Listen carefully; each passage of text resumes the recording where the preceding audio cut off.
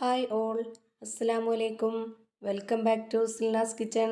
ഇന്നത്തെ റെസിപ്പി പച്ചരി വെച്ചിട്ട് നല്ല ടേസ്റ്റി ആയിട്ടുള്ള ഒരു വെറൈറ്റി ആയിട്ടുള്ള സ്പോഞ്ച് പോലെ ഒരു അടിപൊളി പലഹാരത്തിൻ്റെ റെസിപ്പിയാണ്. കുട്ടികൾക്കും വലിയവർക്കുമെല്ലാം ഒരുപോലെ ഇഷ്ടമാവും. അത്രയും നല്ല ടേസ്റ്റി ആയിട്ടുള്ള ഒരു അടിപൊളി പലഹാരമാണ്. അപ്പോൾ ഇതെങ്ങനെയാണ് തയ്യാറാക്കിയെന്ന് അറിയാനായിട്ട് വീഡിയോ സ്കിപ്പ് ചെയ്യാതെ മുഴുവനായിട്ടൊന്ന് കണ്ടു നോക്കണേ. റെസിപ്പിയിലോട്ട് കടക്കുന്നതിന് മുമ്പായി സിൽനാസ് കിച്ചൺ ചാനൽ ആദ്യമായിട്ട് കാണുന്നവരാണെങ്കിൽ പ്ലീസ് ഒന്ന് സബ്സ്ക്രൈബ് ചെയ്തേക്കണേ.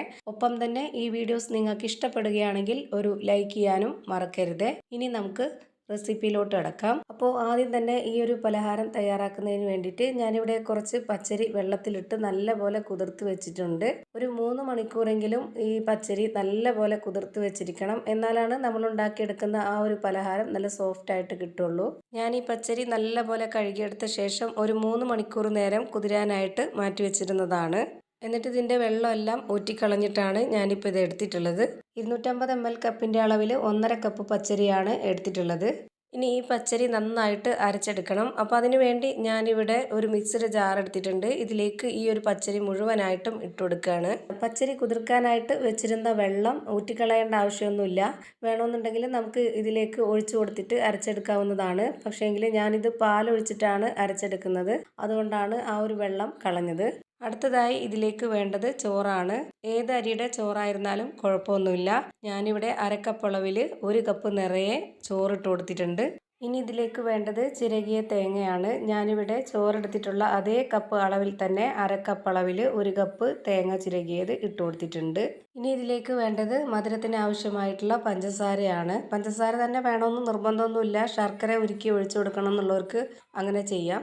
ഞാനിപ്പോൾ ഇവിടെ 1/4 കപ്പ് അളവിലുള്ള പഞ്ചസാരയാണ് ഇട്ട് കൊടുത്തിട്ടുള്ളത്. അതായത് ഒരു മീഡിയം മധുരമാണ്.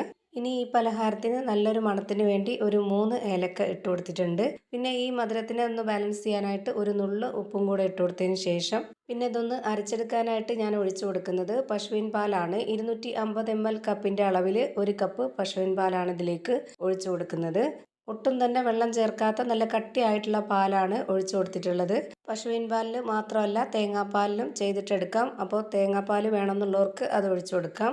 ഞാനിതിലേക്ക് തേങ്ങ ചിരകിയത് ചേർത്തത് കൊണ്ടാണ് പിന്നെ പശുവിൻ പാൽ മതിയെന്ന് കരുതിയത്. എന്തായാലും സംഭവം നല്ല ടേസ്റ്റി ആയിട്ടുണ്ട്. ഞാനിപ്പോൾ ഇതെല്ലാം നല്ലപോലെ അരച്ചെടുത്തതിന് ശേഷം ഒരു പാത്രത്തിലേക്ക് ഒഴിച്ചു കൊടുക്കുന്നുണ്ട്. ഈ ഒരു മാവിൻ്റെ പരുവം ഞാനിപ്പോൾ കോരി കാണിച്ചു തരാം. ഒരുപാടങ്ങ് നല്ല കട്ടിയും ആവരുത്, എന്നാൽ നല്ല ലൂസും ആവരുത്. ഒരു മീഡിയം പരുവത്തിലാവണം വേണ്ടത്. ഇപ്പോൾ ഇത് നിങ്ങൾക്ക് കാണുമ്പോൾ തന്നെ മനസ്സിലായിട്ടുണ്ടാവും ഇതിൻ്റെ കറക്റ്റ് ആയിട്ടുള്ള പരുവം. ഇതാണ് ഇതിൻ്റെ കറക്റ്റ് ആയിട്ടുള്ള പരുവം. ഇനി ഇത് ചുട്ടെടുക്കാനായിട്ട് ഞാനിവിടെ അപ്പം ചുടുന്ന പാനാണ് സ്റ്റൗവിലേക്ക് വെച്ച് ഫ്ലെയിം ഓണാക്കി കൊടുത്തിട്ടുള്ളത്. ഇതിലേക്ക് കുറച്ച് ഓയിലോ അല്ലെങ്കിൽ എണ്ണയോ ഒഴിച്ചു കൊടുക്കുക.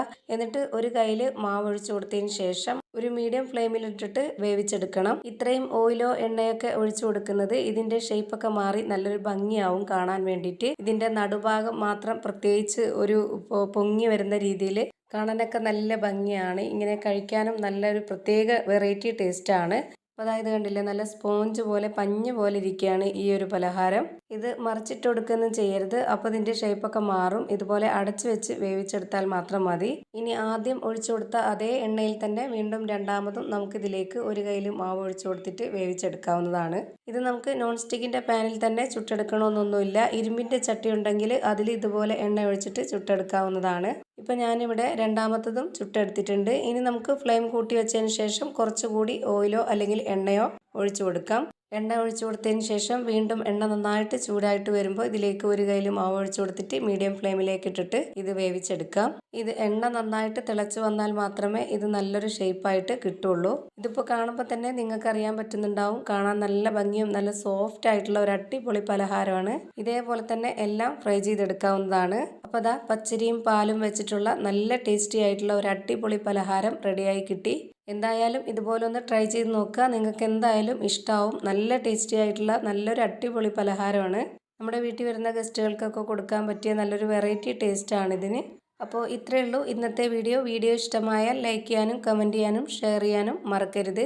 അതുപോലെ തന്നെ ഞാനിടുന്ന പുതിയ പുതിയ വീഡിയോസ് നോട്ടിഫിക്കേഷനായിട്ട് കിട്ടുന്നതിന് വേണ്ടി സബ്സ്ക്രൈബ് ചെയ്ത് ബെല്ലൈക്കൺ അമർത്തി അതിൽ ഓൾ എന്ന ഓപ്ഷൻ എനേബിൾ ചെയ്ത് കൊടുക്കാനും മറക്കരുത്. പുതിയൊരു വീഡിയോയുമായി വീണ്ടും വരും. Thank you for watching.